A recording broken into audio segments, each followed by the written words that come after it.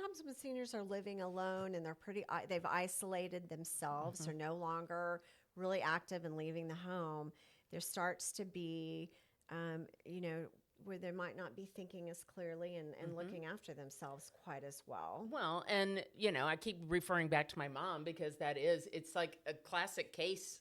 It's like a case study, right?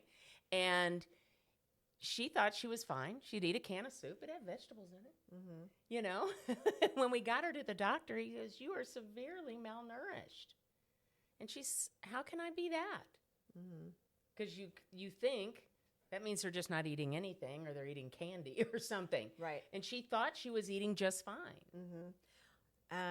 Nutrition is even more important huge. when we're older. It's important throughout your whole life, but nutrition for for us when we're older is so important. And I think eating at a regular time. I think a lot of widows, especially, they might, maybe they say they eat an egg or they had an apple or they had a piece of toast or they had a saltine cracker, but they're not a lot of times eating a real meal. No. Unless somebody brings it. Yeah. But it is what the isolation is the new, whatever. Like the new smoking. The new smoking. Or sitting is the new smoking. And, when you sit all day and watch TV and you don't go to these activities anymore, your body deteriorates so quickly that you don't even realize it's happening.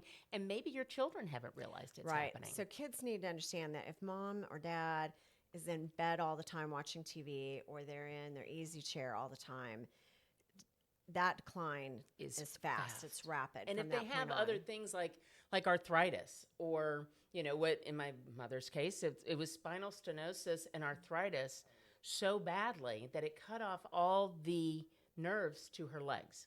And when we got an MRI on her back, I'm like, no wonder you can't walk. Your back is garbage.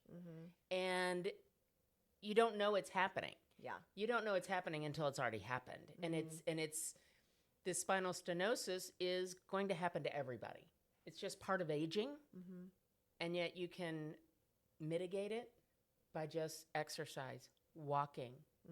So starting today, whatever your today is, that can help you 5 years, 10 years, 20 years from now. Well, it's interesting for those of us that are go-to kids, or the go-to for our families, that we're learning by what we're helping our parents through. Like, okay, we're going to start decluttering. Yeah. We're going to exercise.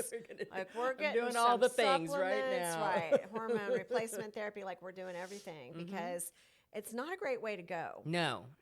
Sitting and letting yourself go into this decline. That the more you fight it, the better.